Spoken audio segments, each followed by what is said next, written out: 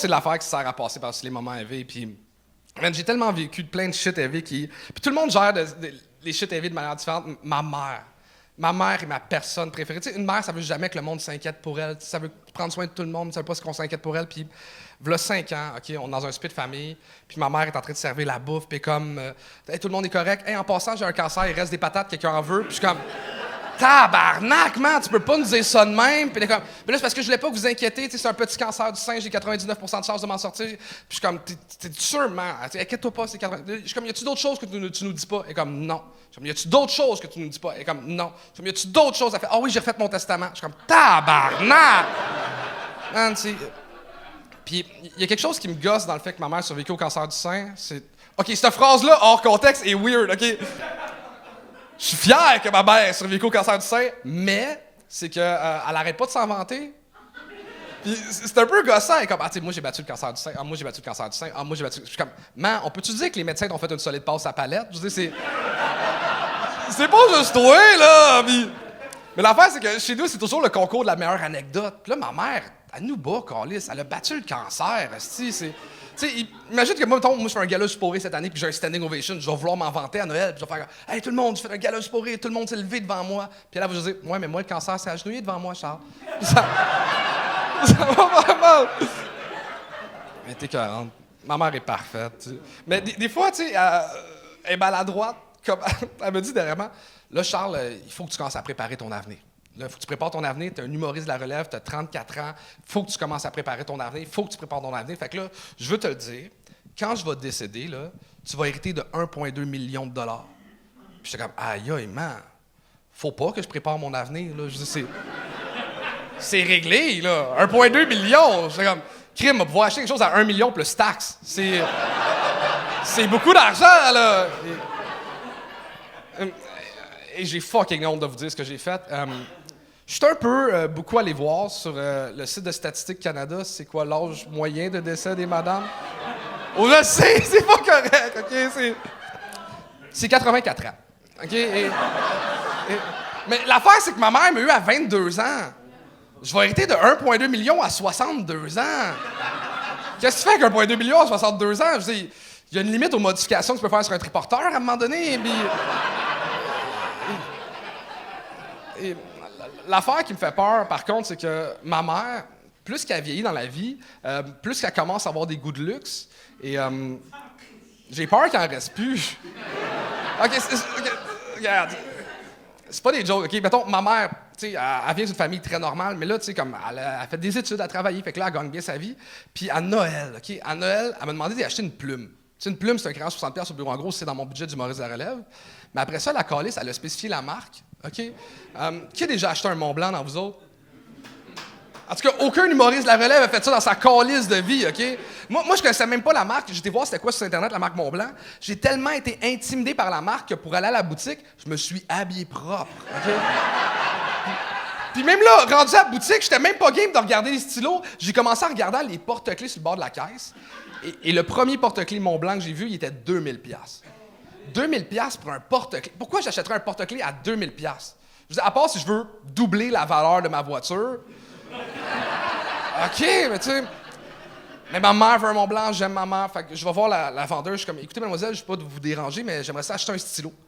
Puis la vendeuse me regarde avec un air de fraîche, je fais comme, excusez monsieur, on dit pas un stylo, on dit un instrument d'écriture.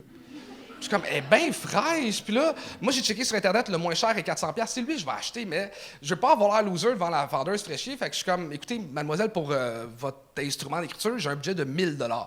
Elle fait, ah, monsieur magazine avec un budget. Puis elle arrête pas là, la conne, là, OK? Ce qu'elle fait en commençant, elle montre le crayon le plus cher en magasin. Et le crayon le plus cher en magasin, c'est chez Montblanc, c'est 20 000$.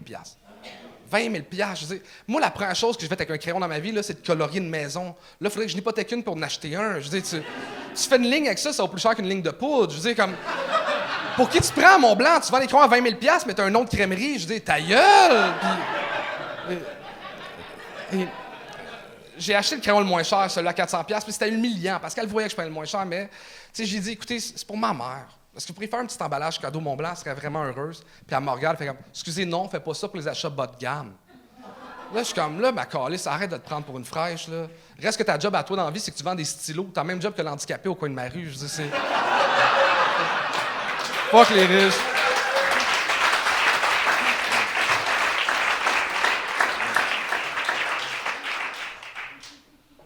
Je voulais pas rire du cancer de ma mère, je m'excuse. Non, mais je l'aime, ma mère. Moi, j'ai perdu mon père, puis... il y a tellement de malaise dans la mort puis tout ça. Comme moi, il y a quelque chose que j'aime dans ma famille. On a une tradition. Quand c'est l'anniversaire de décès de mon père, on fait un souper de famille, moi, ma mère et mon frère, puis c'est beau. On se compte des anecdotes, c'est dans la nostalgie, c'est le fun. Mais cette année, c'était pas le fun, ok? Parce que ma mère, elle a décidé de faire de la bouffe mexicaine. Puis c'est comme trop festif. Je veux dire, je comprends un vin fromage, mais un deuil et taco, c'est comme weird un peu. Puis en plus, ma mère cette année, elle s'est fait un nouveau chum, puis elle l'a amené. Puis le gars, pour être honnête, je l'aime pas. Je l'aime pas parce qu'il y a un gros défaut. Puis ce défaut-là, c'est que il fourre ma mère. Ok, moi ça me gosse, câlisse, ok. Puis, mais tu sais, ma mère a catché que j'étais pas content que ce gars-là soit là. Puis tu sais, ma mère c'est une mère, elle veut juste qu'on soit heureux tout le temps. Puis ma mère, ce qu'elle a fait, ok, je vous jure que c'est vrai. Elle est allée chercher l'urne de mon père, puis elle l'a mis sur la table. Puis je suis comme, maman, qu'est-ce que tu fais là? Puis ben là, je chante, c'est comme si ton père était encore là. Je suis comme, il a pas l'air d'être là, il a l'air d'être un condiment en ce moment. Guacamole, papa, salsa. Non, OK. Puis la toune papa au thé, je pense pas que la réponse entre le sel et le poivre, c'est... Puis personne veut finir en cendre de table. Je suis un fan de jeux de mots, il y en a à avoir. OK,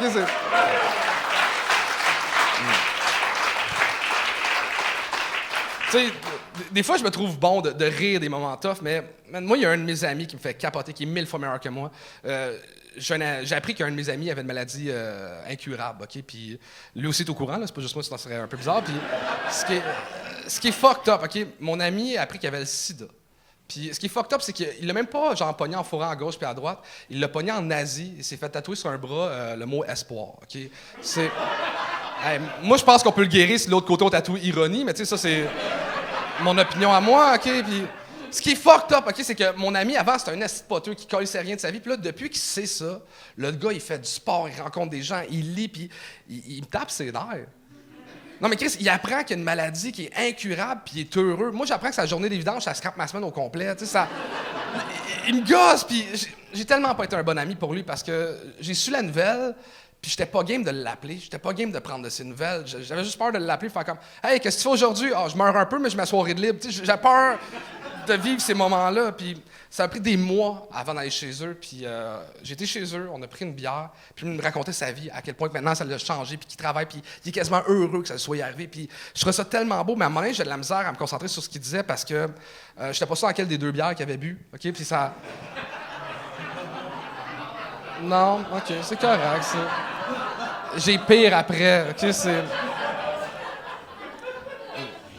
Pour de vrai, moi, j'adore faire des jokes heavy, puis d'habitude, ça se passe bien, OK? Mais je suis allé faire des shows en France, il y a une couple d'années, puis il y a des amis humoristes qui m'ont dit « Hey Charles, il y a une soirée d'humour noir, une soirée d'humour rêvé, tu veux-tu venir? » Je suis comme « Chris, oui, j'ai des hosties de bonnes jokes. » Ah, ils sont comme « Oh non, on voulait dire regarder le spectacle, pas le faire. » Je suis comme « Non, j'ai des hosties de bonnes jokes, là, genre, faut que tu me laisses. » Puis là, je leur donne des exemples, genre... je sais pas s'il y en a qui s'en rappellent, mais moi, quand j'étais jeune, sur les peintes de lait, il y avait les photos d'enfants disparus. Moi, je pensais que 2% c'était les chances d'y retrouver. La boulimie, c'est la seule maladie que t'as 2 doigts de t'en sortir. René Angélil, est-ce qu'il était bon pour découvrir des nouveaux talents ou son pénis était solide pour tester des cordes vocales? C'est... OK, ça?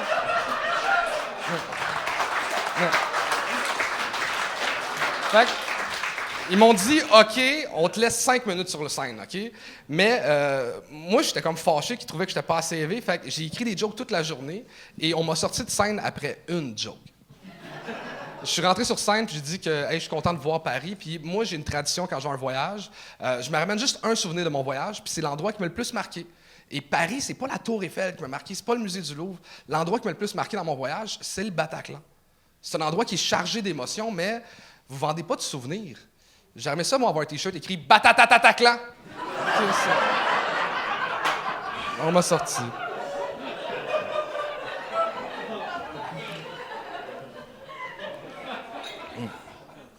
Mais l'affaire la plus rough que j'ai vécue dans ma vie, c'est vraiment le décès de mon père. Puis ça a pris du temps avec Carmenaré, puis Honnêtement, je vous souhaite jamais de vivre ça parce que le décès de mon père, ce qui est arrivé, c'est que c'est moi qui l'ai trouvé quand il est décédé. Et ça, c'est fucked up. Je suis arrivé chez eux, puis il était couché à terre, sur le ventre, à côté de son lit. Tu sais, je sais pas quoi faire, fait que j'appelle le 911. Puis en appelant le 911, je suis comme « Hey, bonjour, mon père est décédé, est-ce que vous venez chercher? J'habite à telle adresse. » Puis la madame est comme « Votre père, il est où? » Je suis comme « Il est à côté de moi, il est couché sur le ventre. » Elle fait comme « Tournez-le sur le dos. » Je suis comme « Madame, il a l'air correct comme ça, là. » Puis elle me dit « Monsieur, on n'a pas le choix de faire ce que je vous demande. Là. Vous devez le tourner sur le dos, on va prendre ses signes vitaux. » Je suis comme « Madame, il est décédé. Monsieur, vous devez être obligé de faire ce que je vous demande, sinon vous pouvez être accusé de négligence criminelle. » Je suis comme, attends, toi, Carlis, genre, je viens de découvrir que mon père est décédé, il faut que je l'annonce à toute ma famille, puis toi, tu me dis que ça se peut que je le fasse en prison, là, ça n'a pas rapport. Puis, je pète une coche après, puis là, elle me dit, monsieur, veuillez garder votre sang-froid. Je suis comme, madame, c'est le pire moment pour utiliser cette expression-là, OK? Puis, là, elle me dit, regardez ce qu'on va faire, monsieur, on va attendre que les ambulanciers arrivent ensemble. Je suis comme, OK, ils vont être là dans combien de temps? Elle me dit, 20 minutes. Je suis comme, OK. Puis toi, ta journée? Ça n'a aucun rapport, tu sais. Fait que je raccroche, j'appelle ma mère. Tu sais, mes parents étaient séparés, ils n'avaient pas beaucoup de nouvelles, mais ça, je me dis, elle va vouloir le savoir, OK? Et ma mère arrive avant même les ambulanciers. Puis là, ma mère, c'est une maman, OK? Fait qu'elle stresse sur ce que les ambulanciers vont penser du ménage. Et elle commence à faire du ménage autour de mon père. C'est la pire game de Twister que j'ai vue de ma calisse de vie, OK? Je t'appogne puis je t'attasse dans une autre pièce qu'elle se rend pas compte qu'elle fait le ménage dans une autre pièce, OK? Puis c'est fucked up. Et les ambulanciers arrivent finalement. Ils m'offrent leurs condoléances. Et après ça, prennent les signes vitaux de mon père. Je suis comme, Carlis, es-tu sérieux, là? Tu veux rendre des chances que je te redonne tes condoléances, Carlis, OK? Puis là, ils trouvent pas de signes vitaux. C'est que, OK, est-ce que vous avez parti avec mon père? C'est comme, non, on n'a pas le droit de déclarer un décès en tant qu'ambulancier. Il faut attendre le médecin légiste. Je suis comme, OK, il va être là dans combien de temps? Ils me disent 45 minutes. Puis je suis comme, ça vous tentait pas de faire un lift au gars? Je veux dire. Puis là, t'es 45 minutes avec deux inconnus que tu connais pas, ma mère qui est en larmes, puis j'essaie juste de penser à n'importe quoi d'autre. C'est trop élevé à vivre, j'essaie de penser à n'importe quoi d'autre, puis à un moment donné, il y a de quoi qui me pop en tête, il y a l'héritage. OK? Et là, j'y pense, je suis comme, ah man, Charles, t'es un trou de cul de penser à ça. T'es un trou de cul. Un trou de cul, plus de dette, mais tu sais, un trou de cul quand même, OK? Et le médecin légiste arrive finalement après, il voit qu'il y a un esti de malaise avec les ambulanciers, ma mère, moi, fait qu'il nous félicite sur le ménage, OK? C'est n'importe quoi. C'est n'importe quoi comme ça. Puis là, lui, il déclare le décès de mon père. Je dis, OK, est-ce que vous allez partir avec? Ils sont comme, hey, non, c'est pas nous autres qui part avec, il faut que tu appelles une compagnie funéraire. Puis comme je suis zéro dans le mood pour magasiner, Carlis, je dis, donne-moi-en une qui a un 2 pour 1 parce que je t'avais de tuer quelqu'un là en ce moment, OK? Et on appelle Alfred Dallaire, puis ça prend 1 heure encore à attendre dans cette situation-là. Ça n'a aucunement rapport. Et les 2 gars d'Alfred Dallaire qui arrivent, c'est 2 fucking douches, OK? Genre, pas le genre de gars qui écoute la lutte, mais le genre de gars qui enregistre la lutte, OK? Et c'est même pas des jokes, OK? Pendant qu'ils prennent mon père et qu'ils le mettent sa civière, je vois un gars qui se check les pipes pendant qu'il dépose mon père sa civière. Le gars benchait mon père, Carlis, OK? Ça n'a aucun rapport, puis ils sont partis avec mon père, puis ça, c'est le dernier souvenir que j'ai de mon père. C'est fucked up, c'est le dernier souvenir, puis moi, je dis à ma blonde, j'ai pas envie que tu vives ça. J'ai pas envie que tu vives ça. Moi, c'est décidé, regarde, je vais choisir comment que je meurs. À 70 ans, je peux tirer une balle dans la tête. Puis ça va être dans la bouche, là, pas s'attendre, puis... elle me disait, c'est quoi le rapport? Ben, je suis comme, ben, tu comprends pas? Genre, 3 heures avant, j'ai appelé les ambulanciers, 2 heures avant, j'ai appelé le médecin légiste, 1 heure avant, j'ai appelé la compagnie funéraire, fait que t'auras rien à faire, puis le ménage va être fait, Carlis. Puis elle me disait, tu sais, Charles, tu me dis ça, mais je sais que le jour où t'es 70 ans, tu t'en rappelleras même pas que tu me dis ça. Fait que ce que j'ai fait, j'ai mis une alarme sur mon cellulaire pour le jour de mes 70 ans. OK? Puis j'en parlais à des amis, qui sont comme, Charles, t'es vraiment cave. T'es vraiment cave parce que maintenant, les téléphones, ils synchronisent. Fait que ça se peut que ça marche. Fait que qu'est-ce que tu vas faire si le jour de tes 70 ans, à ton anniversaire, ton téléphone sonne puis dit « suicide-toi » puis que ça te tente plus? Je suis comme « hey, man, je vais snoozer, man. Je vais juste snoozer. » Bonsoir, mon nom était Charles Deschamps.